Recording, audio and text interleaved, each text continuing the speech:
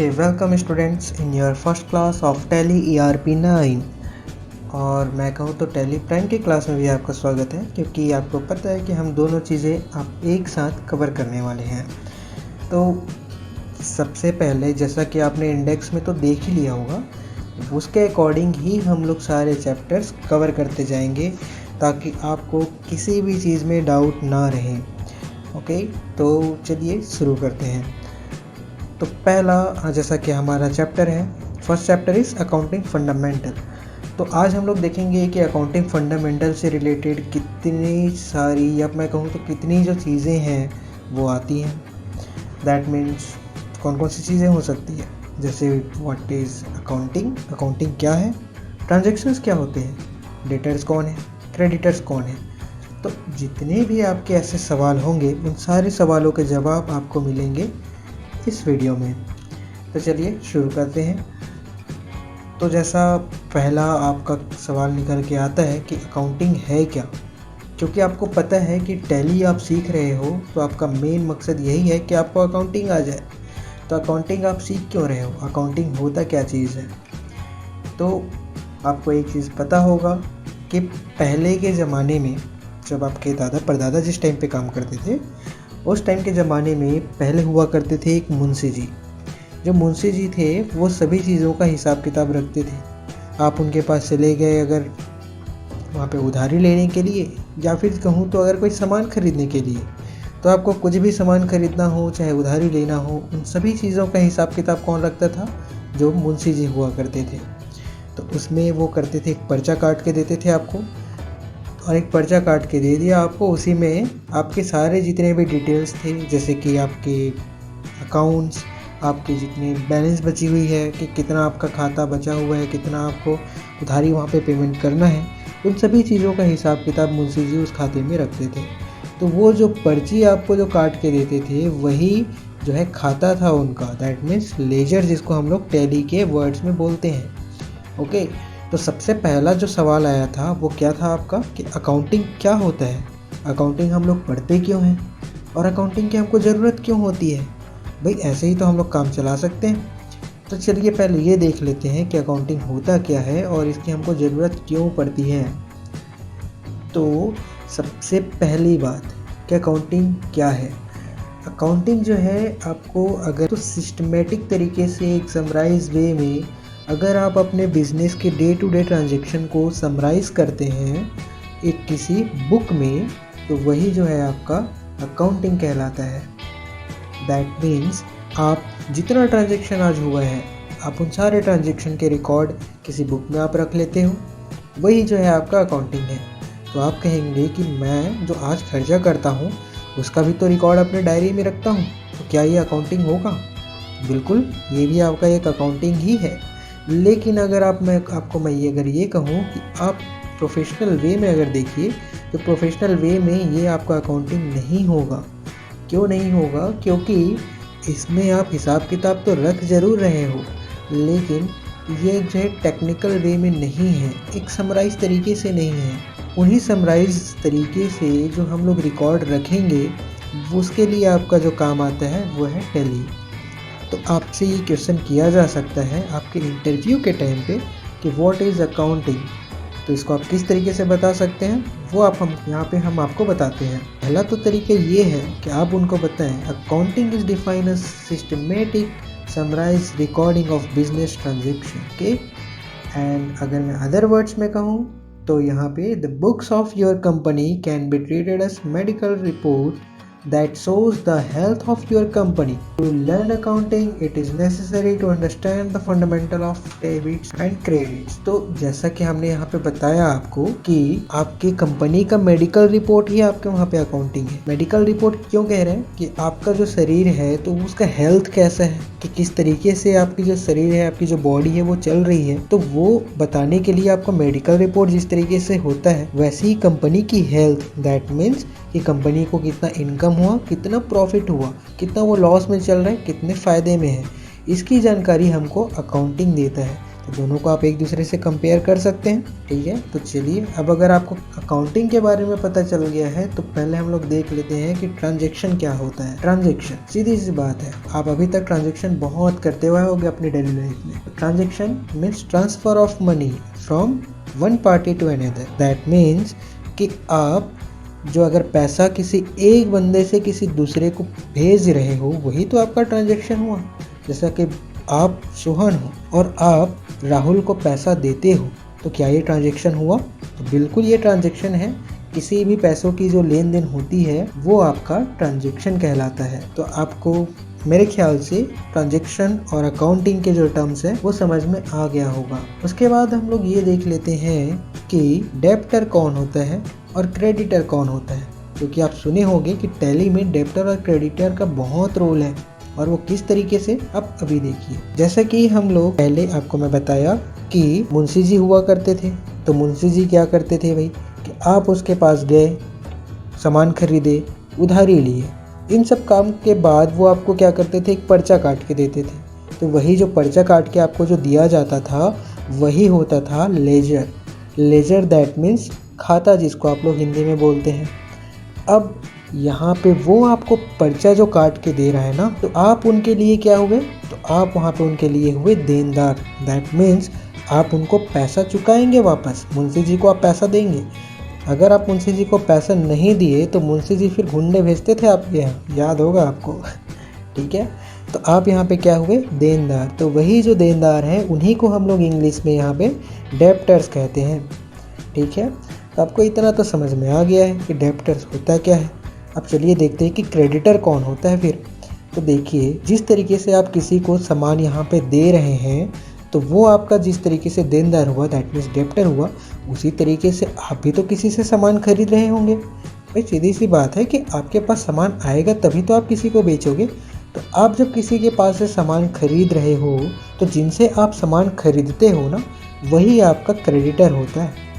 अब कैसे, ये देखिए, आप किसी सामने वाले से सामान खरीदते हो, तो सामान खरीदने के बाद अगर आपने उनका पैसा नहीं लौटाया तो आप जिस तरीके से यहाँ पे गुंडे भेज रहे थे, ठीक है, जैसे कि आप मान के चलिए कि आप मुंशी हो और आप जिस तरीके से गुंडे भेज रहे थे वही फिर आपके साथ होने वाला रहता।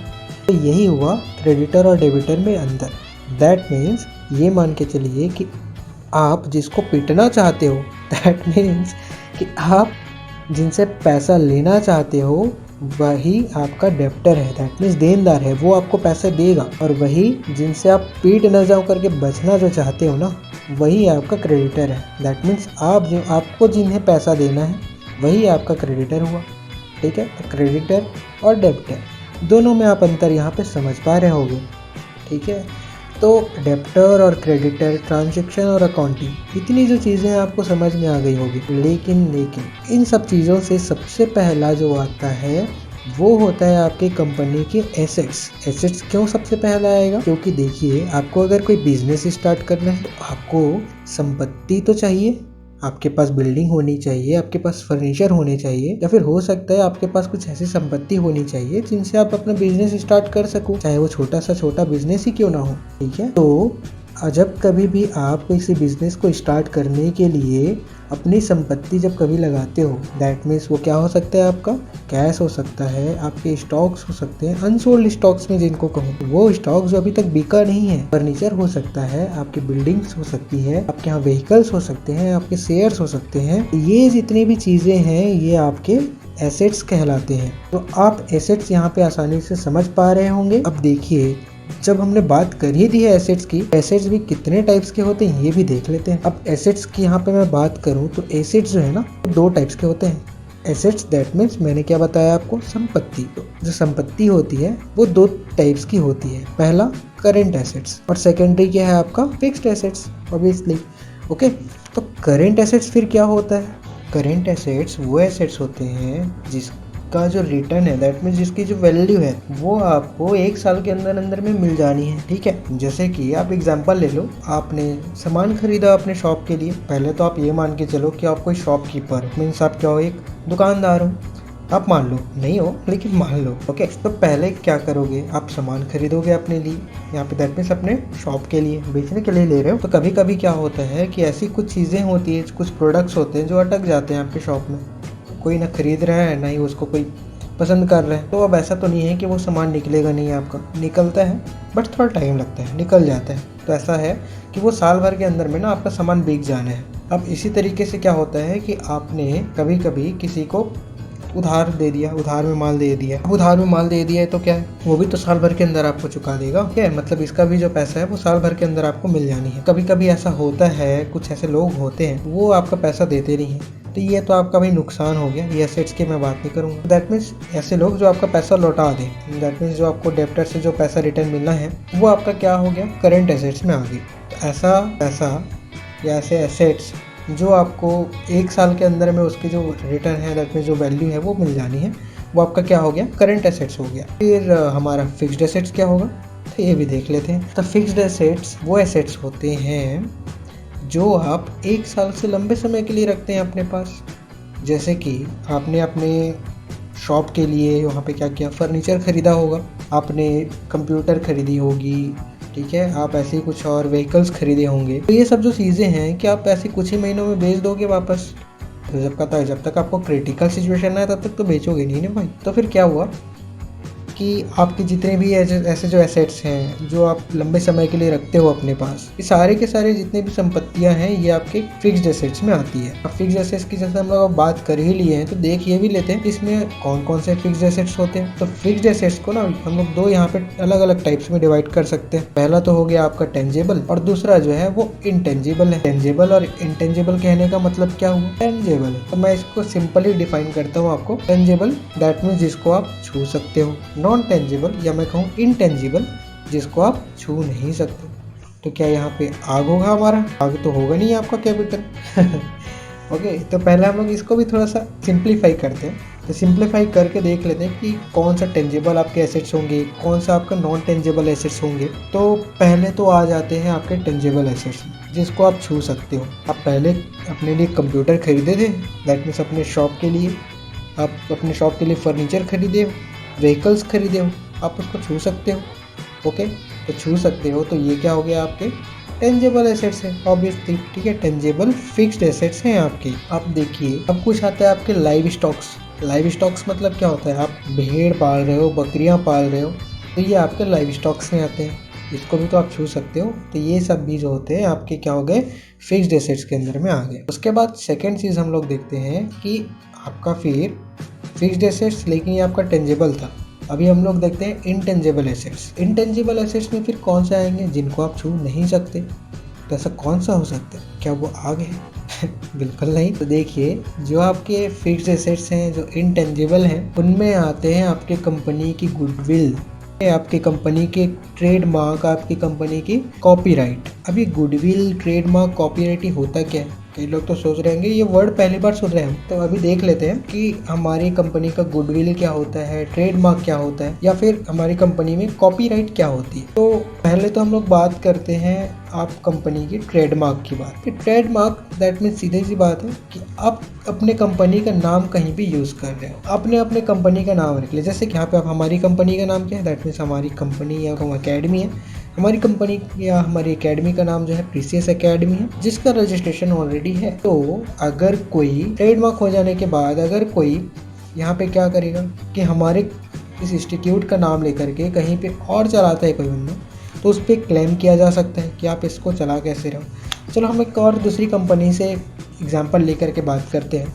मान के चलो कि कोई गोदरेज कंपनी है। गोदरेज कंपनी है तो वो तो काफ़ी चलता ही है, आपको पता है। तो गोदरेज कंपनी का नाम आप अपने क्या किया कि एक शॉप खोल लिया किसी यहाँ पे गांव में, किसी कस्बे में या किसी शहर में। शॉप खोलने के बाद आप गोदरेज कंपनी का नाम यूज़ कर रहे हो। किसी ने कंप्लेन नहीं किया तो आप तो बच गए, लेकिन अगर किसी ने बाई चांस कंप्लेन कर दिया तो आपको फिर क्लेम हो सकता है। दैट मीन्स अच्छा खासा लूटाए जा सकते हो भैया। अब वो क्यों, क्योंकि गोदरेज कंपनी को अधिकार है कि वो आपके ऊपर केस कर सकता है कि आपने उनके कंपनी का नाम उनके बिना परमिशन के यूज़ किया है। अगर आपको गोदरेज कंपनी का नाम यूज़ करना है तो आपको उनसे रिटर्न में परमिशन लेना होगा और उसके बाद ही आप यहाँ पे यूज़ कर पाएंगे। तो आप इतना तो समझ गए हैं कि ट्रेडमार्क होता क्या है और उसको किस तरीके से यूज़ करते हैं। अब देखो, गोदरेज कंपनी के पास अगर वो बंदा गया जो शॉप ओपन किया था गोदरेज कंपनी के नाम से, तो बोलेगा कि देखिए मैं आपके कंपनी के नाम से अपना शॉप चलाना चाहता हूँ, इसके लिए आप मुझे परमिशन दीजिए। अब वो क्या करेगा कि परमिशन ले लेगा रिटर्न में। परमिशन रिटर्न में अगर उसको मिल जाता है तो वो तो आराम से चला सकता है, लेकिन क्या वो ऐसे दे देगा गोदरेज कंपनी उसको पैसे? तो ऐसे तो कोई देता नहीं है। ठीक है, गोदरेज कंपनी बोलेगी ओके हम आपको फ्रेंचाइजी देते हैं। फ्रेंचाइजी मतलब उनको नाम दे रहे हैं कि आप हमारे कंपनी के नाम से चलाइए। अब जब वो फ्रेंचाइजी उनको मिलेगा तो गोदरेज कंपनी बोलेगा कि हम इसका कुछ चार्ज करेंगे आपके ऊपर। गोदरेज कंपनी बोलेगा कि मुझे यहाँ पे 10,000 12,000, ठीक है, जितना भी मंथ मुझे चाहिए जो मेरे कंपनी के ट्रेडमार्क का मिलना चाहिए। तो वो राजी हुआ तो कंपनी यहाँ पे अपने नाम से पैसा कमाती है। तो आपको एक चीज समझ में आ रहा होगा कि हम अपने कंपनी का नाम यूज करके भी यहाँ पे पैसा कमा सकते हैं। दैट मींस हमारी कंपनी अगर फेमस हो जाती है तो ठीक है, तो कंपनी का ट्रेडमार्क क्या होता है और उससे लोग किस तरीके से पैसा कमाते हैं ये आप समझ पा रहे होंगे। अभी हमने बात कर लिया ट्रेडमार्क का, उसके बाद देखते हैं कि फिर कॉपीराइट क्या होता है। अब जैसे मान के चलिए कि मैं एक राइटर हूँ, मैंने कुछ कंटेंट लिखा, या मान के चलो कि मैंने एक बुक लिख दी है। अब जैसे कि आप दिखाई दे रहा होगा आपको कि हमारी यहाँ पे प्रेसेस एकेडमी की ये बुक है। अब अगर आप इसमें से कुछ भी कंटेंट कॉपी करके आप अपने बुक में कहीं पे छाप दिए तो क्या होगा? हमने देखा कि आपने हमारे कंटेंट को यूज़ किया है। अब अगर हम चाहें तो यहाँ पे क्या कर सकते हैं, आपके नाम पे क्लेम कर सकते हैं कि भैया आपने हमारी कंपनी का कंटेंट चुराया है हमारी बिना परमिशन के। ठीक है, तो आपको अगर किसी भी कंपनी का या किसी भी पर्सन का उस कंटेंट को अगर आपको यूज़ करना हो तो आपको उनसे रिटर्न पे परमिशन लेना पड़ता है, उसके बाद ही आप उसके कंटेंट को यूज़ कर पाते हैं। तो पहले तो हम लोग बात कर रहे थे कंपनी के नाम की, उसके बाद दूसरा भी हम लोग जो बात कर रहे हैं वो है कंटेंट्स की। तो जो कंटेंट्स है अगर इसको कोई यूज़ करता है आपके बिना परमिशन की तो आप उसके ऊपर क्लेम कर सकते हो। तो यही जो चीज़ है ये कहलाता है आपका कॉपीराइट। तो ये भी जो चीज़ें हैं वो आपको इनडायरेक्टली तरीके से इनकम तो आ ही रही है। तो ये जो चीज़ें हैं ये आपकी क्या कहला जाती हैं? Intangible assets. ओके, तो इंटेंजिबल एसेट्स ये हुआ, इसे आप छू तो नहीं सकते हो लेकिन ये भी आपकी एक संपत्ति है जो आपको कहीं ना कहीं से इनकम दिलाती है। अब आप एसेट्स के बारे में जान गए हैं, आप डेबिटर कौन होता है, क्रेडिटर कौन होता है और अकाउंटिंग ट्रांजेक्शन्स के बारे में भी जान चुके हैं। अब हम लोग बात करते हैं कि आपकी फिर लायबिलिटी क्या होगी। अब देखिए, आपको बिजनेस स्टार्ट करना था, तो बिजनेस स्टार्ट करने के लिए आपने क्या किया? जो आपकी बैंक है SBI के पास चले गए, उनसे बोला आपने कि मुझे लोन चाहिए। तो SBI यहाँ पे बोलेगी ठीक है आप लोन ले जाइए, और आपसे क्या मांगेगी? आपसे पैन कार्ड वगैरह वगैरह जो भी जितने भी डॉक्यूमेंट्स होते हैं वो डॉक्यूमेंट्स आपसे मांगेगी।